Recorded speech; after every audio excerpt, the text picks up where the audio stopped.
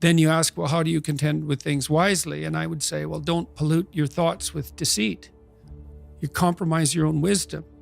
How are you going to make not intelligent decisions, wise decisions? That's why you shouldn't lie. It's like you're warping the mechanism that orients you in the world. Do you really want to do that? This is a brutal world, man. And I've seen this in my clinical practice. People whose houses are built on foundations of sand, and the wind starts to blow and the floods start to rise, and they are in such trouble, such trouble.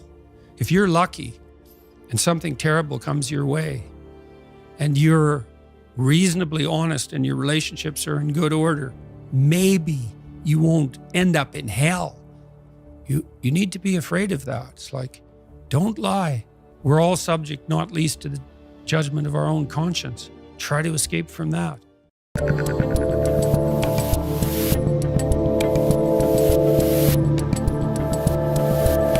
Hey, what's going on, everybody? It's December 9th, 2022. I'm Dave Rubin. This is the Rubin Report. If you have not already, subscribe to our Rumble channel, rumble.com/Rubin Report. And if you want to play along during the show in live chat and communicate directly with me and much more, rubinreport.locals.com.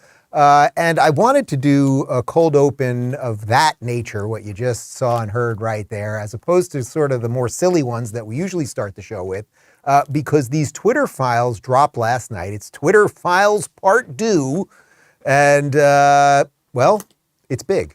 It's really, really big. And I think as we find out more and more about how big the lies that have been pushed on us are, how pervasive they were at almost every level of our supposed trusted institutions, well, we're going to have to do some work to reclaim the truth. We're going to have to do some work to understand how so many people got so many things wrong over the last couple of years. So I'm going to catch you guys up on this massive Twitter drop, which for those of you that have been playing along with me for the course of the last, let's say, 6 years or so, a lot of this is not going to surprise you because it's stuff, as you'll see throughout the show today, it's stuff that I was talking about on the show literally 5-6 years ago about shadow banning and what's going on and how it's distorting reality, and how I often say that social media was supposed to be a mirror for society so you could put something out there and you could get an honest reflection back to you, but it became a funhouse mirror. And really, the more that we've been on social media, the harder it's been to be social and to get truth and all of these things. So that really is going to be the theme of the show today. And I thought another really nice way to start this would be with a famous quote that you've heard me mention a couple times on the show, a famous quote by Russian novelist Alexander Solzhenitsyn, who was born in 1918. He was one of the most famous Soviet dissidents. He was an outspoken critic of communism. He raised global awareness for the political repression that was happening in the Soviet Union. And then, of course, he wrote the Gulag Archipelago, which Jordan Peterson references often. The quote right here, "We know they are lying. They know they are lying. They know that we know they are lying. We know that they know that we know they are lying. And they still continue to lie." Yeah, that's right. And that's kind of where we're at right now. So what do we do? The genius of what Elon Musk has done here, it is starting to become obvious to me. He did not necessarily buy Twitter for the money. The guy's got an awful lot of money. He's working on rockets and he's working on connecting our brains to computers and all sorts of other stuff, right? He did not buy this company for money. He bought this company because I think it's becoming clearer and clearer that he saw the same problems that we all see, the problems that we talk about on this show every day, the problems that you guys see all the time, that social media, big tech, big government, corporate press, the collusion between these two things to distort our reality and give us a fake narrative rather than a true assessment of what's going on here has been so massive and so pernicious because it's part of everything and it's really hard to see that you can only look back of these last couple of years and go, boy, you know, if you really went completely bananas, it's not all your fault. What do I always say? It's like, if you stayed roughly sane over the last couple of years, that's pretty good. You're good to go in my book, roughly sane, not totally sane. And some people could say, Dave, you're only roughly sane. That's just fine. But there's a reason that so many people went crazy, and that reason is because so much of our information was filtered through a social media lens that was designed to lie to us. That's what the Twitter files are all about.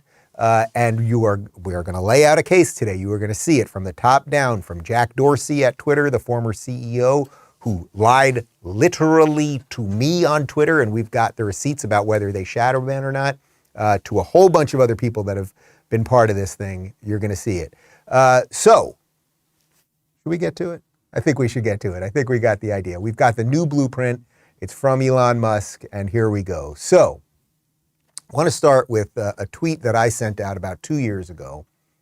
This was a response to Jack Dorsey. So Jack Dorsey at the time, this is in October of 2020, Jack Dorsey was the CEO of Twitter. Now, when you're the CEO of the Twitter, the buck stops with you. You're in charge. So he wrote, "Our communication around our actions on the New York Post article was not great, and blocking URL sharing via tweet or DM with zero context as to why we're blocking unacceptable." So obviously he's talking about the Hunter Biden laptop and Twitter's behavior related to all of that. Now remember, this is over 2 years ago.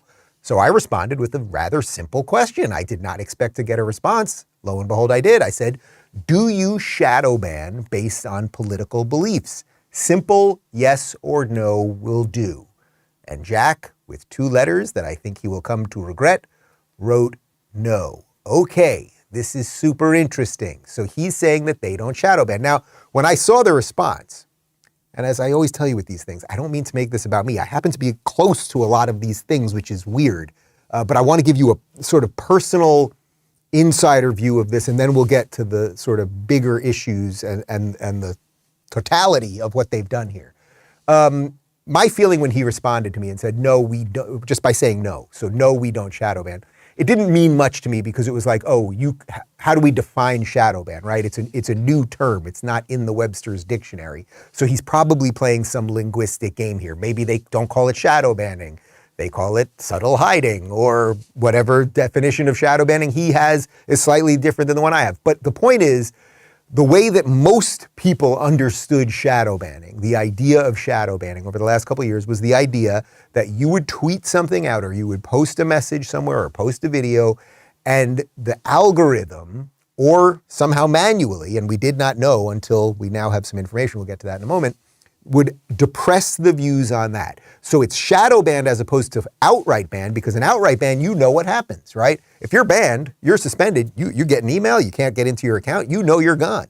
Shadow banning was far more nefarious, because the idea was you think that you're still getting to your people, you think your voice is still being heard, but they're doing something on the back end, either through AI, through the algorithm, or through actual employees that were manipulating feeds. We know it's actually both now. So I want to just go to 2 tweets of mine that you guys have heard before, which got me suspended over the years, because then I think we will get right into the long Twitter thread. So as you remember, this one was back in July of 2021. They want a federal vaccine mandate for vaccines, which are clearly not working as promised just weeks ago. People are getting and transmitting COVID despite the vax. Plus now they're prepping us for booster shots. A sane society would take pause. We do not live in a sane society. Okay, you guys have heard me talk about that one. Fox News covered it. We'll do this real quick for you. Conservative pundit, I guess I'm a conservative pundit, Dave Rubin revealed that he had been suspended from Twitter for merely tweeting news about famed Canadian psychology and psychology professor and philosopher Jordan Peterson's own suspension from Twitter. I'll read you that tweet in just a moment. Rubin's offending tweet from June 29th read, "The insanity continues at Twitter. Jordan B. Peterson has been suspended for this tweet about Ellen Page. He told me he will never delete the tweet." On June 22nd, Peterson tweeted that trans actor Ellen Page, she now identifies as a man named Elliot, underwent gender transition surgery performed by a criminal physician. He wrote, "Remember when pride was a sin, and Ellen Page just had her breasts removed by a criminal physician." Okay, so I was banned because of the COVID thing. Then I was banned for literally calling attention to the fact that Jordan Peterson was banned because he either misgendered or whatever you want to call it with Ellen/Elliot Page. Okay, so I'm giving you the personal example of all of these, and people all along for the last couple of years when these things would happen, I'd get an awful lot of support, obviously, but then there's another set of people, oh, you're paranoid, it's a mistake, it's a bug in the system, something like that. And no, it actually was all real. So just remember, now I'm going to read you Barry Weiss's thread because Elon Musk gave her the Twitter files. Just remember that it all turned out to be true, and some of us did know. And we just didn't have all the pieces in front of us, right? We were putting together a puzzle, but we didn't have the box to show us what the puzzle looks like. So we're putting together something that looks like something, but we're going, wait a minute. The box doesn't show us what the final picture is supposed to look like. So Barry Weiss, you guys know Barry Weiss, formerly of the New York Times. She has been a liberal and a lefty her entire life. I have my political disagreements and some personal disagreements with Barry, but she left the New York Times because of how woke it has become. So when Elon Musk decided to release these Twitter files, he went to two people. He went to Matt Taibbi, a lefty also, I would say again, on his way to maybe a little more of a centrist view, as well as Barry Weiss. He went completely around the mainstream media. So this is a long thread, but it's worth hearing all of it because this is important stuff. And let me just say one other thing before we get to it, which is, as you guys know, if you're not on Twitter, that's great, but you have to know that the engine of the idea engine of the world is Twitter, and it puts out ideas that then translate into real world things. So you may not care about Twitter, but what happens on Twitter cares about you. Okay, here's Barry Weiss's tweet thread, which went out at, I think, around 9 p.m. last night, 7:15 p.m. last night. Thread, the Twitter Files Part 2, Twitter's Secret Blacklists. A new Twitter Files investigation reveals that teams of Twitter employees build blacklists, prevent disfavored tweets from trending, and actively limit the visibility of entire accounts or even trending topics, all in secret without informing users. Twitter once had a mission to give everyone the power to create and share ideas and information instantly without barriers. Along the way, barriers nevertheless were erected. Take, for example, Stanford's Dr. Jay Bhattacharya, who I've had on the show actually, who argued that COVID lockdowns would harm children. Twitter secretly placed him on a trends blacklist, which prevented his tweets from trending. Or consider the popular right-wing talk show host Dan Bongino, who at one point was slapped with a search blacklist. Twitter set the account of conservative activist Charlie Kirk to do not amplify. Twitter denied that it does such things. In 2018, Twitter's Vijaya Gadde, then head of legal policy and trust, and Kavan Bekapoor, head of product, said, "We do not shadow ban." They added, "And we certainly don't shadow ban based on political viewpoints or ideology." What many people call shadow banning, Twitter executives and employees called visibility filtering, or VF. Multiple high-level sources confirmed its meaning. Connor, come back to me for a second. So I want to just sit on that point for just a second. When I had tweeted at Jack years ago, over 2 years ago, "Do you guys shadow ban?" He said no. And as I said to you, even when he responded to me, I knew it was a linguistic trick because there was no way of pinning him on what does shadow banning mean. It was a new phrase that could mean many different things to many different people. Can we go back to 7 again? So they decided to call it, instead of shadow banning, visibility filtering. It's such a perfect 1984-esque Orwellian word. It's incredible. Okay, let's go to 8. Think about visibility filtering as being a way for us to suppress what people see to different levels. It's a very powerful tool, one senior Twitter employee told us. Visibility filtering refers to Twitter's control over visibility.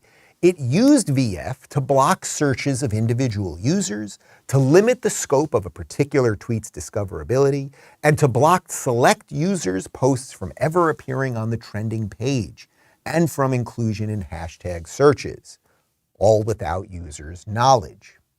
We control visibility quite a bit, and we control the amplification of your content quite a bit. And normal people do not know how much we do, one Twitter engineer told us. 2 additional Twitter employees confirmed. The group that decided whether to limit the reach of certain users was the Strategic Response Team / Global Escalation Team, or SRT-GET. It often handled up to 200 cases a day. But there existed a level beyond official ticketing, beyond the rank and file moderators following the company's policy on paper. That is the Site Integrity Policy Escalation Support, known as SIP-PES. Okay, now you really got to listen to this one, guys. This secret group included Head of Legal, Policy and Trust, Vijaya Gadde, and Global Head of Trust and Safety, Yoel Roth, subsequent CEOs Jack Dorsey and Parag Agrawal, and others. Here's the key part of what they did here. This is where the biggest, most politically sensitive decisions got made. Think high follower count controversial, another Twitter employee told us. For these, there would be no ticket or anything. Come back to me for just a sec. So you need to understand there's a difference here. So they were doing things, what do I always tell you guys about big tech? It was never the things that they were doing that we knew about that I was worried about. It was all the stuff we didn't know that I was worried about. And now we have something really big.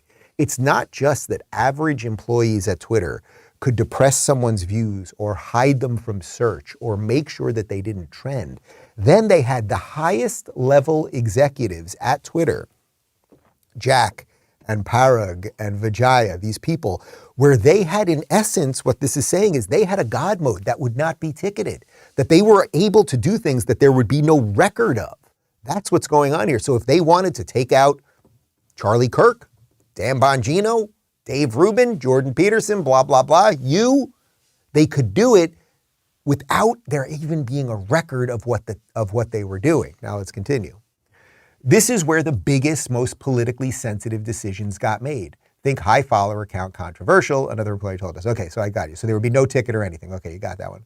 One of the accounts that rose to this level of scrutiny was Libs of TikTok, an account that was on the Trends blacklist and was designated do not take action on user without consulting with SIP-PES. The account, which Chaya Raichik began in November 2020 and now boasts over 1.4 million followers, was subjected to 6 suspensions in 2022 alone, Raichik says. Each time Raichik was blocked for posting for as long as a week. Twitter repeatedly informed Raichik that she had been suspended for violating Twitter's policy against hateful conduct. But in an internal SIP-PES memo from October 2022, after her 7th suspension, the committee acknowledged that LTT, Libs of TikTok, had not directly engaged in behavior violative of the hateful conduct policy. See here. The committee justified her suspensions internally by claiming her posts encouraged online harassment of hospitals and medical providers by insinuating that gender-affirming healthcare is equivalent to child abuse or grooming. Compare this to what happened when Raichik herself was doxxed in November of 2022. A photo of her home with her address was posted in a tweet that has garnered more than 10,000 likes. When Raichik told Twitter that her address had been disseminated, she says that Twitter support responded with this message: "We reviewed the reported content and didn't find it to be in violation of the Twitter rules. No action was taken. The doxing tweet is still up." In internal Slack messages, Twitter employees spoke of using technicalities to restrict the visibility of tweets and subjects. Here's Yoel Roth, Twitter's then global head of trust and safety, in a direct message to a colleague in early 2021. 6 days later, in a direct message within an employee on the Health, Misinformation, Privacy, and Identity Research team, Roth requested more research to support expanding non-removal policy interventions like disabling engagements and de-amplifying visibility and filtering. We're almost there, guys. Roth wrote, "The hypothesis underlying much of what we've implemented is that if exposure to misinformation directly causes harm, we should use remediations that reduce exposure and limit the spread/virality of content in a good and limiting the spread and virality of content is a good way to do that." He added, "We got Jack on board with implementing this for civic integrity in the near term, but we're going to need to make a more robust case to get this into our repertoire of policy remediations, especially for other policy domains." There's more to come on this story, which was reported by Abigail Schreier, who's a friend of mine and been on the show many times. Michael Schellenberger, a friend of mine who's been on the show many times. Nellie Bowles, Isaac Grafstein, and the team at the Free Press. Okay, I know that was a lot of reading and text there. And I think you guys got why I felt that I had to read the whole thing. We were going to maybe just select a couple parts. But we now know for sure. Twitter had the tools to shadow ban. They had a policy within the company on how they could do it and how it was going to be tracked. We don't know all of the people yet. We will find out all of the people that were in charge of these things. But we also know that Twitter was a wildly woke leftist company, right? What did Elon find when he opened up the closet door in Twitter HQ? Stay woke t-shirts, right? So the employees there had a political ideology. And from what we can see in the Twitter dump so far, the people that they were going after, whether it's libs of TikTok or Dan Bongino or Charlie Kirk, these people happen to be on, let's say, the right side, literally and figuratively, of politics right now. Okay, so now let's go back to the tweet that I sent to Jack back then. I asked Jack from Twitter, once again, I tweeted this last night. I asked Jack from Twitter if they shadow banned back in 2020. He hasn't deleted the tweet yet, but he did unfollow me a few days ago, and I tagged Elon in that. Okay, now, here we go. Has anyone been paying attention to any of this stuff? Is it possible that there were a whole bunch of people that were screaming about this, trying to make sense of this, but the whole thing was so confusing because of all the tricks that they had that it was very hard to pinpoint anything, and maybe that was by design. Here is Eric Weinstein back on the Rubin Report in January of 2017, okay? This is a long time ago, ladies and gentlemen. This is almost 6 years ago, talking about the matrix of information and confusion that we're in. I know enough to say this is unnatural. I don't know enough to say, well, the problem is that Jack had a meeting at the NSA and they read him the Riot Act. That's where you get into territory that I'm just not comfortable with because I don't know. Yeah. Knowing is kind of important, but it seems lost. But assume that you can know about an abstraction, but you can't know about the specific. So I think it's really important that we all get very good at saying, I can tell that this is artificial and I don't know what caused it. So basically what you're saying is we're in the matrix here, and a few of us are kind of starting to see a little bit of the code shaking out because it's kind of, it got fat on itself, I guess. We were watching a magic performance that has been performed every 4 years since 1980 at least, which is when I sort of have my first adult memories of politics. And suddenly somebody threw on the lights. And we see trapdoors, and we see wires, and we see false bottoms of boxes, and everybody's looking at this saying, you're kidding me. Okay, so that's almost 6 years ago. He's saying it right there. I don't know if Jack is involved with the NSA and the intelligence services, but I got a hunch, and we better get good at having a hunch and figuring out what that means. You know how your body sometimes tells you something? When someone's talking to you and you know that they're lying and you can't quite place it and your body's kind of telling you something like, you know, you kind of just like on alert a little bit more, you just feel something like that hunch that a whole bunch of us were feeling. It all turned out to be true, and they kept lying. They kept lying. Here is Jack Dorsey, then Twitter's CEO, being asked by Sean Hannity in 2018 whether they shadow ban. Let me ask about specific questions. Has Twitter ever been involved in shadow banning? We do not shadow ban according to political ideology or viewpoint or content, period. No, not period. Yes, you do. Yes, you do, and we know it without question. He got a whole bunch of pushback from that interview because it was so obvious to so many of us that something was not right. And again, I don't want to make this about the myopic, okay, it's just because you're on Twitter all day long and you're not getting enough likes or retweets. The stuff that happens on Twitter, the battles that happen on Twitter between politicians and other politicians or tech magnates and other people, like these are real things that leak out into the real world. So he got a lot of pushback on that interview with Hannity. And then Jack followed up with this.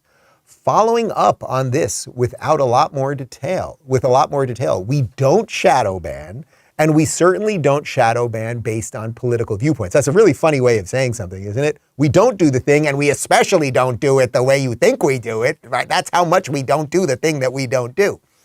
We do rank tweets by default to make Twitter more immediately relevant, which can be flipped off. More on ranking signals. Now, this is where this really gets good.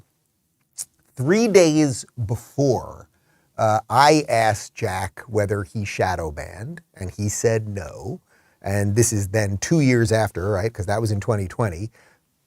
2018 is when Hannity asked him about it. Well, 3 days before I asked him about shadow banning, Senator Ted Cruz, in a Senate hearing about big tech and censorship, asked him about what Twitter is doing related to the New York Post and the Hunter Biden laptop and shadow banning and much more. Ability is you have the power to force a media outlet. Let's be clear. The New York Post isn't just some random guy tweeting. The New York Post has the 4th highest circulation of any newspaper in America. The New York Post is over 200 years old. The New York Post was founded by Alexander Hamilton. And your position is that you can sit in Silicon Valley and demand of the media that you can tell them what stories they can publish and you can tell the American people what reporting they can hear. Is that right?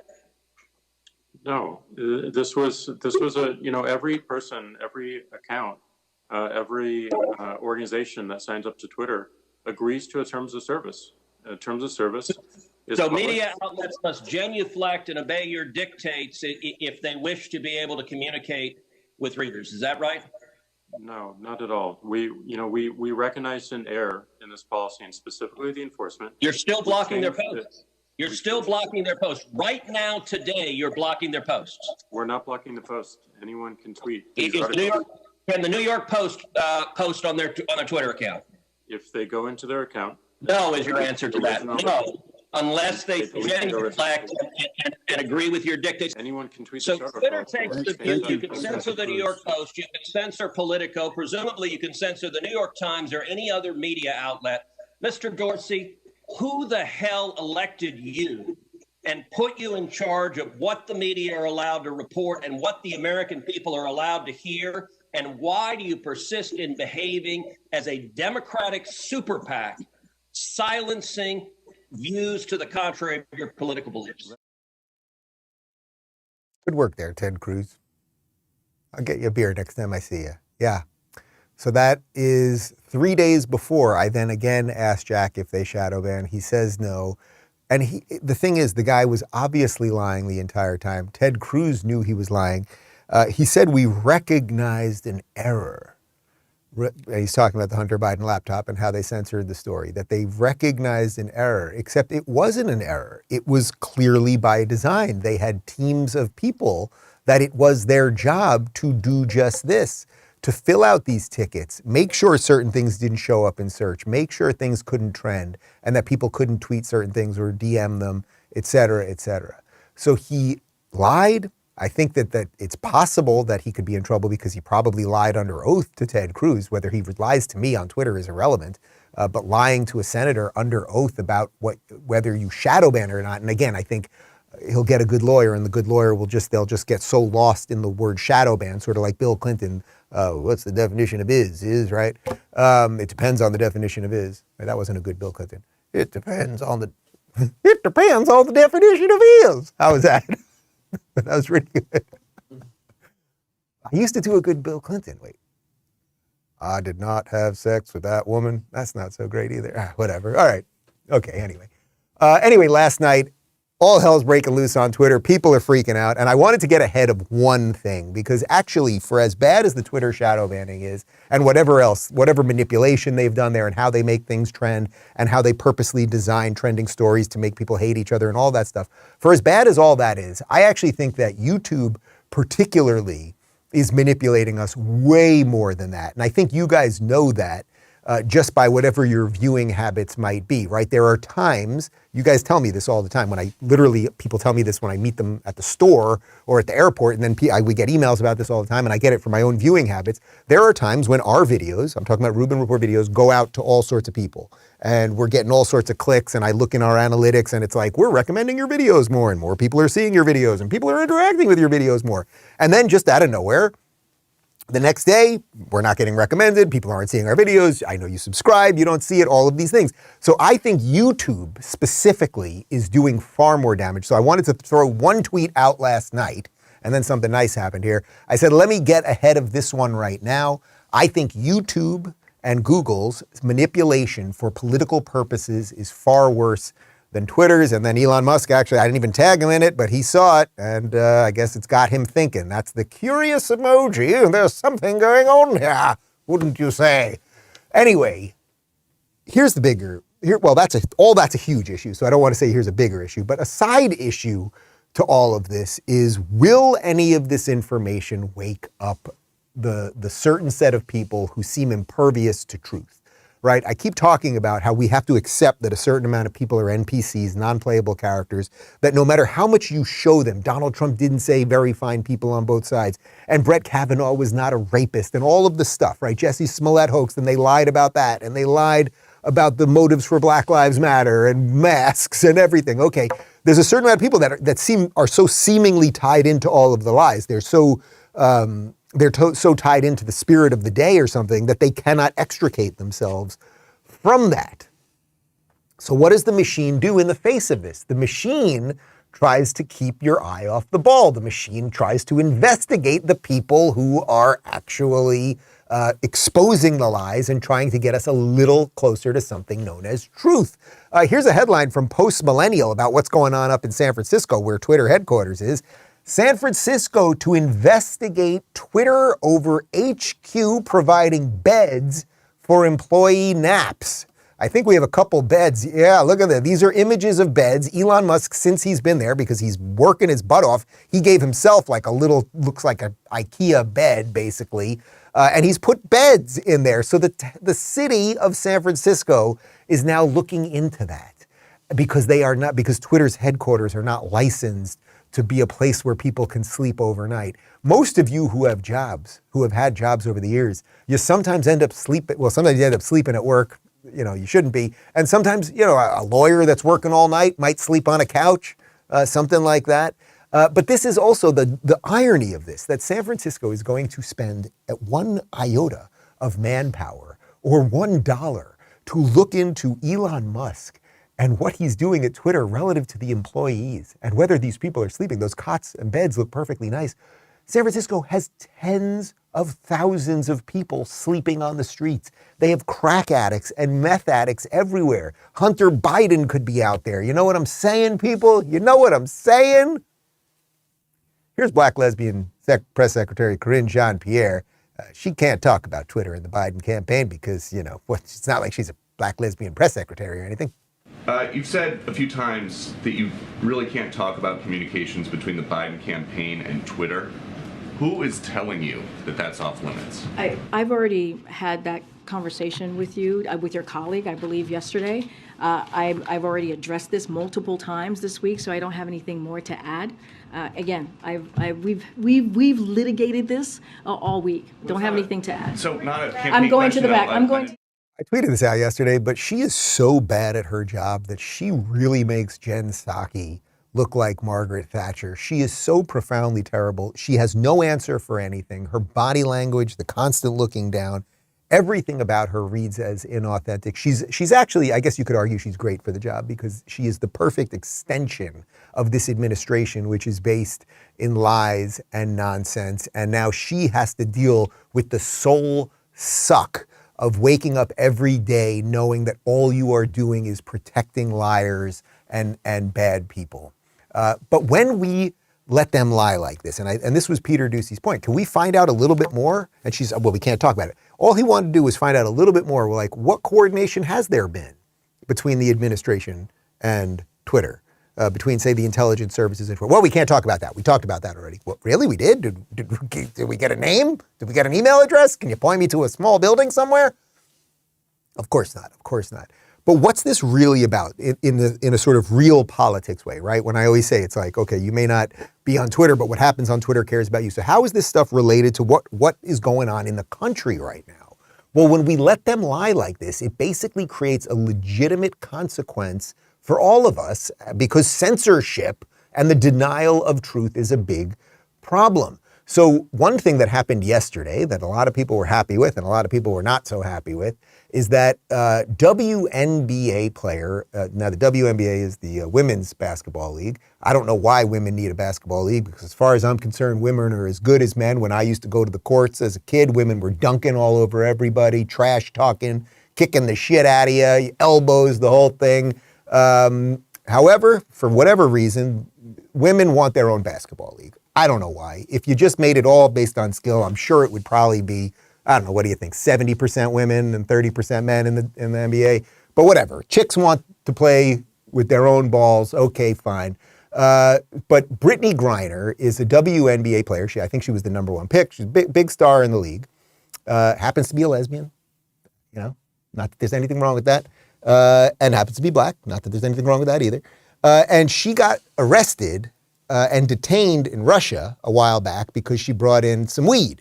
You can't bring weed into Russia. Russia rules. You can't do it. Anyway, we got her back yesterday. She had been wallowing in a gulag, I suppose, in Russia. We got her back. We traded her for a crazy Russian arms dealer who I'm going to give you more on in just a second. But here is Karine Jean-Pierre announcing Brittany Griner's release. You'll see how I'm connecting this all to the Twitter thing. Good afternoon, everybody. President Biden keeps his promises, and today he fulfilled a deeply important promise to bring Brittany Griner home to a family that loves her, a team that misses her, and a country that has marveled at her strength and courage. Okay, we got Griner back. Now, first off, let me just say, without glibness or sarcasm or anything else, I don't want any American, almost regardless of virtually anything they've done, to be put in a prison in another country.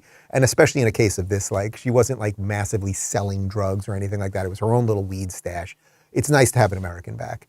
The problem is that because this administration lies about everything, they seem unable to justify why they do anything, because it's all based on political correctness and wokeness and everything else. We have several other high-profile prisoners in Russian jails that it would have made more sense to swap for than her, because we gave up a guy, I'm going to tell you a bit more about him in just a moment, who is a major Russian arms dealer. So if this was a basketball trade, you don't trade, say, their guy is an all-star. You may not like a Russian arms dealer, but he's an all-star. You don't take a Shaquille O'Neal in his prime and trade him for later years Muggsy Bogues. No offense to Muggsy. I'm just doing that based purely on size, right? Because Muggsy small, Shaq big. Muggsy was a great player. And for 5'3", I think, or 5'7", I think it was 5'7", to be in the NBA, it's incredible. Sorry, Muggsy Bogues. I retract that whole part of this thing, okay? Anyway, here is Ducey once again asking Karine Jean-Pierre about the logic of this prisoner swap. In this prisoner swap, why did Russia get such a better deal? Look, I've talked about this, and I'll say this again. Here were our choices. Our choices was Brittany or no one at all. Bringing home one American or no American at all. And that's a professional athlete. We gave up a prolific arms dealer who was convicted of trying to kill Americans, who was called the Merchant of Death. The professional athlete is also an American citizen. So let's not forget that. Who deserved an American citizen. And so we can do this all day. He's so inept and smug. Look, again, as I said, without glibness or sarcasm, it's good to get an American back. But, if you start making trades that are completely asymmetrical, whether you're a sports team or a nation trading a terrorist for dead bodies or an arms dealer for a WNBA player, the asymmetry of that creates a situation where the other country, they go, boy, look what we can get back. We can get our freaking crazed Merchant of Death arms dealer. We can get him back. All we had to do was hijack this WNBA player that nobody cares about. This is a problem. That's just a problem of international relations. So who is this Merchant of Death arms dealer that we just sent back to Russia? His name is Victor Bout. I'm going to show you two videos here from 60 Minutes in 2011. A bit more about Victor Bout. And the way I'm linking this all to the Twitter thing is that when everything is lies everywhere, when government lies to us and big tech lies to us, we end up electing the wrong people. Incompetency runs rampant because everyone's just covering for lies instead of doing good work and doing what they're supposed to do. So we got Brittany Griner back, and here's the guy that we gave up for Brittany Griner. Victor Bout, in my eyes, is one of the most dangerous men on the face of the earth. On the face of the earth. Without a doubt. Mike Braun, the former chief of operations for the U.S. Drug Enforcement Administration, told us Boot first exploded on the scene in war-torn West Africa in the late 1980s, elevating bloody conflicts from machetes and single-shot rifles to AK-47s, not by the thousands, but by the tens of thousands. So he weaponizes civil war in Africa. He transformed these young adolescent warriors into insidious, mindless, maniacally driven killing machines that operated with assembly line efficiencies. Now 43, Boot from the Soviet Republic of Tajikistan is a mystery man who reportedly served in the Soviet Air Force and intelligence service. The U.S. has indicted him on 4 terror-related charges, including conspiracy to kill Americans. Okay. Excuse me. Uh-oh, COVID. All right, so he sounds like a pretty bad dude, right? There were people killing each other with machetes. He gave them all sorts of weapons, murderous killing machines, horrible. Brittany Griner is the only NCAA basketball player to score both 2,000 points and block 500 shots. I don't know. That seems comparable to the mass death and the murdering and the training and turning these people into killing machines and everything else. Here's a little more on Victor Boot. What makes him a threat to the United States? He is a shadow facilitator. He's arming not only designated terrorist groups, insurgent groups, but he's also arming very powerful drug trafficking cartels around the globe. Taking advantage of Russian military contacts at the highest levels and the collapse of the Soviet Union, federal prosecutors allege Boot essentially became a one-stop shop, offering an unlimited supply of stockpiled Cold War weapons to bad guys around the world, including Charles Taylor of Liberia, who's now on trial for war crimes. According to the U.S. indictment, Boot had a unique selling point when it came to weapons trafficking, a fleet of cargo airplanes capable of transporting weapons and military equipment anytime, anywhere, more than 60 planes in all, his own private air force. Those Russian aircraft were built like flying dump trucks. He could move this stuff and drop it with pinpoint accuracy to any desert, to any jungle, to any other remote place in the world, right into the hands of what I refer to as the potpourri of global scum. I mean, this is like comically insane. This guy had 60 planes that he could just drop thousands and thousands of weapons all over the place, keep armed conflicts going. God only knows what money laundering and what else was going on there. The amount of people that were killed at his hands. And, we got back Brittany Griner. I don't want to diminish 2,000 points, 500 blocks. Those are not easy numbers to accumulate over a career. But I don't think the girl had 60 planes filled with basketballs, dropping them off all over Africa to help the young kids out there. If you want to get a sense of how silly this whole story is, we also have, I guess it's silly, it's depressing, it's just, it's so perfect for the administration, right? Russia has other Americans in detention right now. One of them is a Marine by the name of Paul Whelan. Benny Johnson, you guys know Benny Johnson, I've had him on the show a couple times. He had a great tweet. So, of course, what you're seeing down there on the left is Brittany Griner. On the right is Paul Whelan. He wrote, "Meet Brittany Griner and Marine Paul Whelan, both Americans. Both were convicted in Russian courts on dubious charges. Both serving multi-year sentences in Russia prison. Brittany hates America. Paul served America.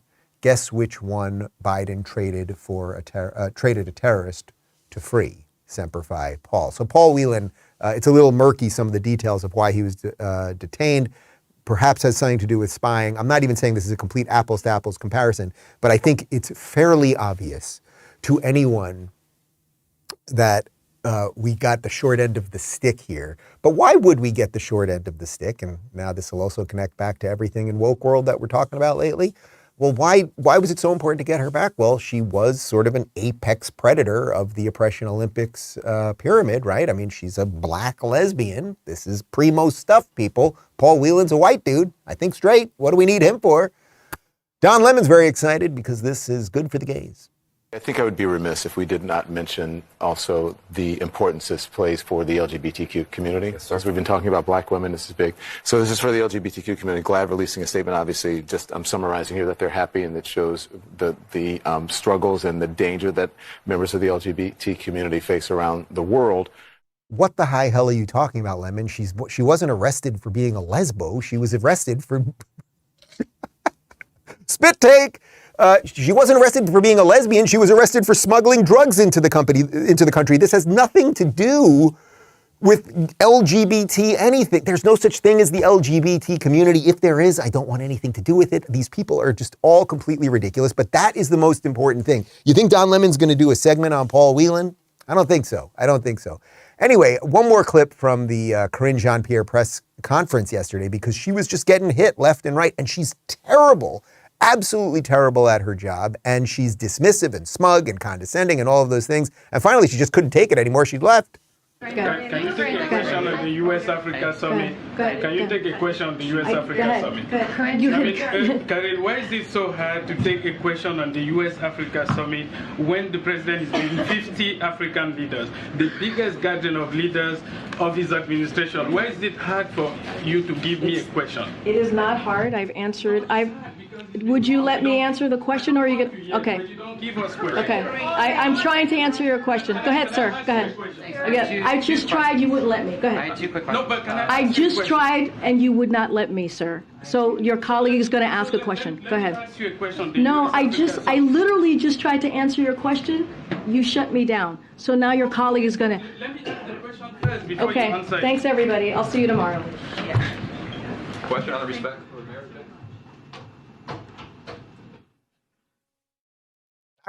Not a good day at the office for Karine Jean-Pierre, but it's good to see that there is some pushback. And the point of all of this is not only because when we let lies spread, either knowingly or unknowingly, and that's what the connection is between the first half of the show today, that lies were spreading because we were depressing truth.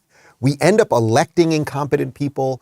We have an administration in front of us that lies about everything. We have a president who obviously has dementia. We have all of these problems that we know did not have to be problems, that actually weren't problems just a couple of years ago. But then when you think, how did they do all the stuff? How did they do it? Well, they had their fingers on the levers, or the swipers, of who could see what and when they could see it. So then you end up voting in the wrong people. You end up not understanding basic notions of what democracy is, or why you should care about any of this stuff or anything else. So let's go a little bit further about how these people lie, because their lies, now we know, have been fueled without question, because it's not just that they could suppress some people, they could inflate some people. And who got inflated and filleted more than anyone over the last couple of years? Well, certainly it was mad scientist, I am the science, Dr. Anthony Fauci, who of course is stepping aside, but this was just a good one, talking to the Washington Post, that he would never do anything over. He did it all right, people. This guy's just perfect. First, I want to ask you, is there a moment of your career that you wish you could do over? You know,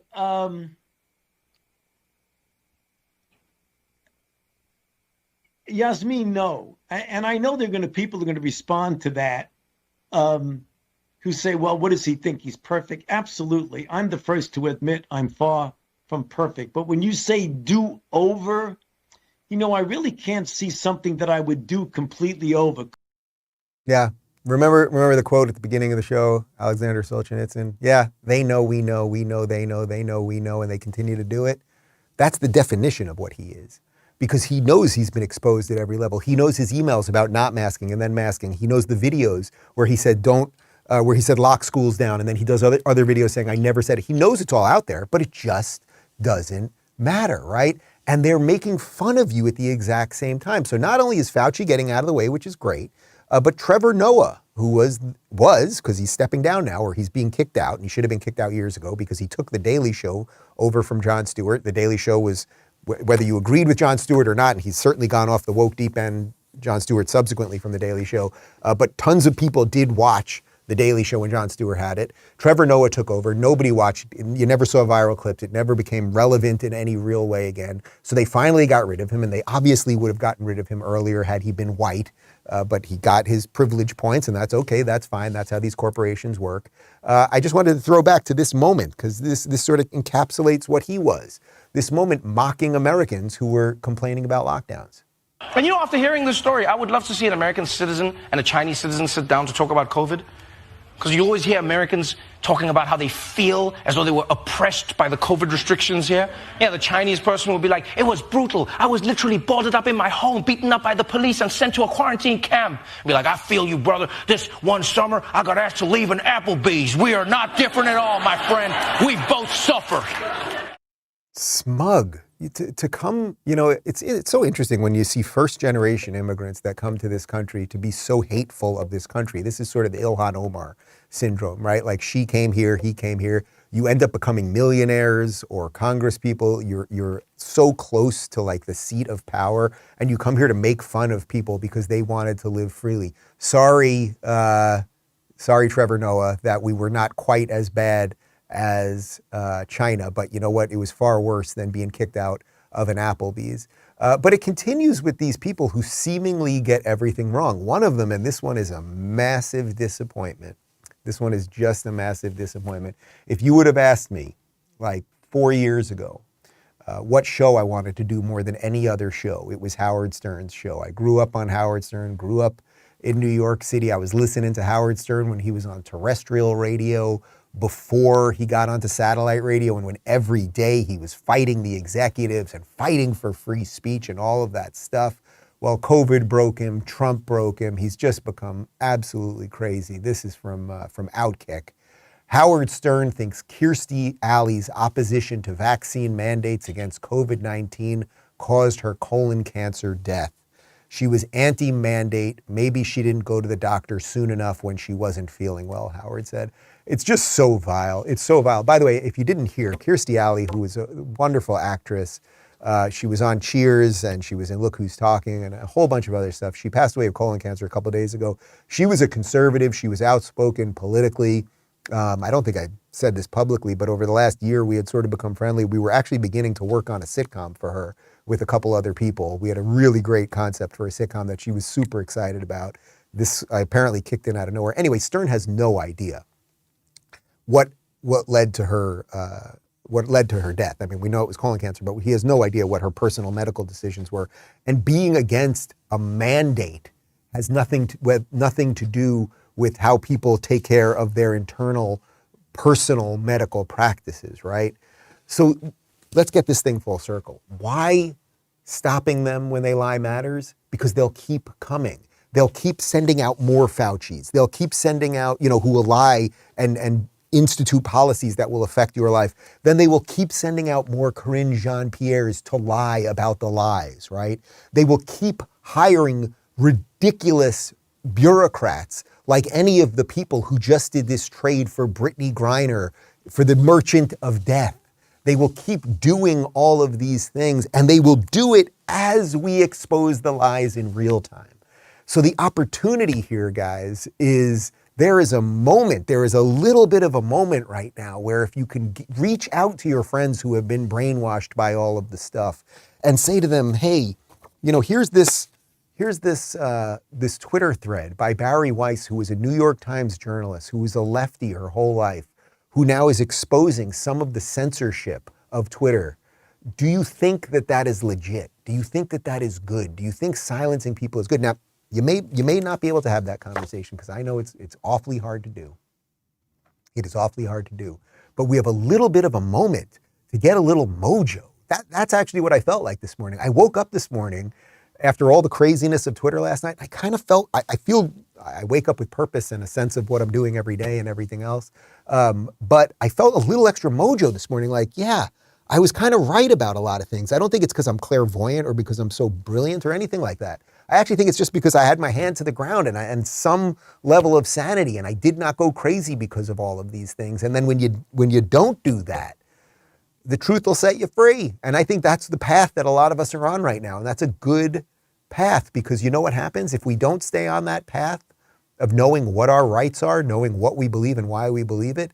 They will keep a-coming. They will keep a-coming with the lies. They will keep a-coming with the lockdowns. And they will keep coming with far worse things. Jordan Peterson actually talked about some of those far worse things with Rita Panahi on Sky News Australia. Do you think what we did during COVID could usher in our version of a social credit system? Oh, yes, definitely. Yeah, that's highly probable. And that it will be accepted by many people because, again, that they won't even notice. yearning for safety. They won't notice even. Yeah. You can't believe how much people don't know these things. When I went to the UK, I talked to some people from the House of Lords. This is within the last 6 months. The most astute of the people sitting in the House of Lords had only become aware of the woke movement in the last 18 months. Oh yes, you just can't believe how much this is not on people's radar. Not someone like you can't believe that at all, because it's on your radar all the time. That's not, you live in a world that's on the cutting edge of this sort of thing. It's like, people have no idea. It's like, well, why not have a digital passport? I mean, you know, how convenient. It's like, fair enough, and you can understand that. Wouldn't it be nice if we could pay for everything with our phones? It's like, wouldn't it be nice if the central government, who's woke-oriented and makes carbon dioxide remediation the priority, knows exactly what you spend on everything so they can target you tax-wise with precision? It's like, oh, didn't think about that. It's like, yeah, you sure didn't. And oh yes, it's highly probable. It'll be a miracle if we escape from that. You can see these signs of this everywhere. You know, when you go through airports now, there's a lot of automated barriers. You show your passport. It's like, well, these are automated barriers. What if you can't go through them? Well, that's the situation for many people in China. It's like, what are you going to do? You're going to argue with the machine? Like, you just cannot imagine how screwed you are. It's way worse than anything Kafka ever imagined, because at least with Kafka, there was bureaucrats. Faceless though they may have been, they were at least still human. Once the machines can lock you out, you are in such trouble. And we're speeding towards that with an immense lack of care. You see why it's important to be awake? I would say if you watch this show, you're probably an edge case on the front end of this, as he described to Rita, meaning that you are aware of some of this stuff. You probably didn't lose your mind over the couple of years, even though we were all given these horrific choices to make about going to work or being vaccinated or all these things. But we saw some of the stuff. We were willing to question some of the things, all of those things. And a certain amount of people aren't. And then a certain amount of people, as Jordan's laying out, will one day, after the digital passports are in and all of the stuff, they'll get to the airport, they'll scan their thing, and the machine will tell them, no, you can't get on that plane. You liked this video, or you did this or that, or we're freezing your bank account. So all of these tests have been running throughout the West. It just is, guys. But now Elon is exposing it. And that should give you some serious freaking oomph behind your desire to keep going. All of our desire to keep going. Because the world's richest man is putting his butt on the line to expose some of this stuff and wake up more people. And we just need more people to wake up. And by the way, Jordan's example of showing up to the airport and then not being able to get past the machine, that's not that crazy, right? First off, it's happening in China right now. But just think about how we relate to the machines in our day-to-day life now. Most of you watching this probably have Gmail accounts. If you had a problem with your Gmail account, what do? Can you speak to a human? As he said, at least in a Kafkaesque novel, there'd be a faceless bureaucrat. You can't get anyone on the phone at Google. There's no such thing. The machines have already taken over to a degree. So wake up, fight, push, be competent. Oh, good segue. Ron DeSantis. Some people say, hey, these local governments wanted to lock down businesses. They wanted to force mandates. They wanted to keep the kids locked out of school. Yeah, you're damn right I overruled them on that.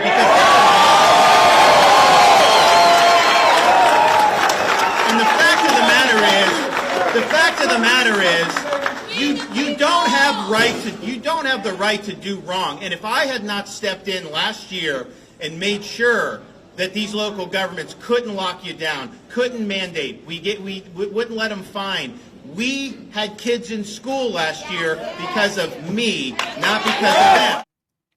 Yeah, that's all I have to say to that. Yeah, that's what you need, people. You need a little bit of that spirit. And then what happens? A whole bunch of people that don't even know you start cheering for you because you did the right thing.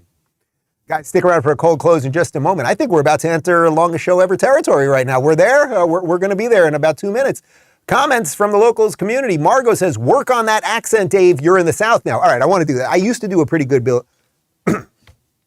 I did not have sexual relations with that woman, Hillary. How was that? That was pretty good.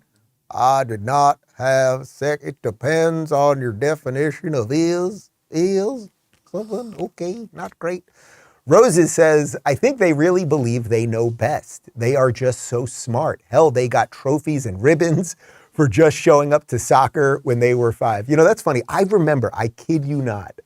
You guys probably had this all the time, but I remember, I'm 46 years old. I remember being in 5th grade. So what year I'm in 5th grade? That's got to be around 85, about 9 years old, something like that. I remember we were doing a field day, and I wasn't a good athlete really until probably late junior high into high school. That's when I really started getting good at stuff.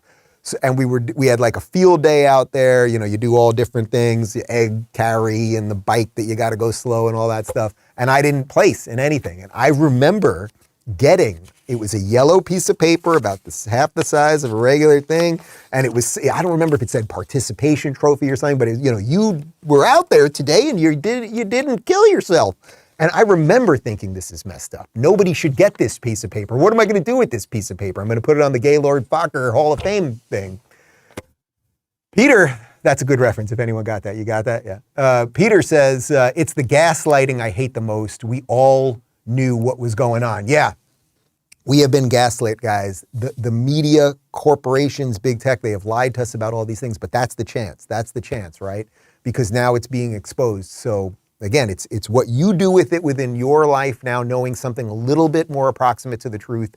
And then how do you export some of that stuff? Because really the issue is, so Elon can drop all these truth bombs, right? He can say, boy, they did all this stuff related to the Hunter Biden laptop and maybe some other stuff election related. And I think we're obviously going to get way more COVID related, right? In the Barry Weiss thread there was the one thing COVID related, but we're going to get way more information about what they did related to COVID. But the point is that we're going to find out all of this stuff, but a certain set of people will not pay attention no matter what. And as that goes on, as the years go by with that, right? And a certain set of people, let's just say, and I know it's easy for us, let's just say we're a little closer to truth than the other half, right? So we're going down that path. And we're going to make some mistakes. We're going to screw up some things. We're not going to get our predictions right. Like I got a lot of the red wave predictions wrong. Although now, I don't know if you heard, but this morning, did you hear this? Kyrsten Sinema, we didn't even talk about it this morning. Kyrsten Sinema, Democrat from Arizona, senator, she just left the Democratic Party. So we're back in a tie. She's an independent now. She'll probably caucus with the Democrats, but this is a great moment. Anyway, you're going to get some predictions wrong along the way. But let's just say we keep going down our path.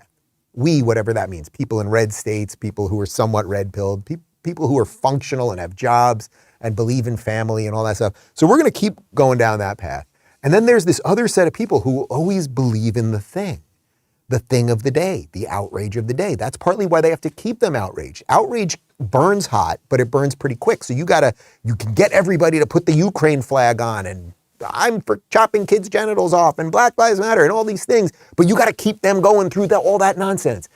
We got to do the best we can to deprogram some of those people, but they're going to just keep going that way. One of the things I've been thinking about lately is I think we're sort of there already. We're in two different ideological worlds, sort of mentally, but I think we'll continue to go that way physically in terms of red and blue states. And then I think another version of this will be that I think it's very possible we're going to end up in two completely different internets. I really do think that there's going to be something like that. I have to flesh out the thought a little bit more.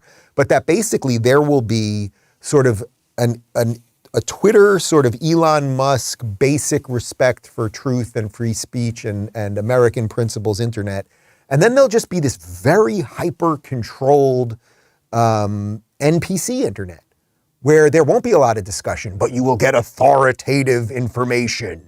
And if you question it, we're going to kick you out, and then you'll end up with the freaks on the other side. It's going to be something like that. I got to work that one through a little bit more. Anyway, longest show we've ever done, people. Despite the fact I didn't complain, I've got the COVID. Still, my line, I took the test again yesterday, and again, I'm only testing because I got the kids here. They're doing just fine.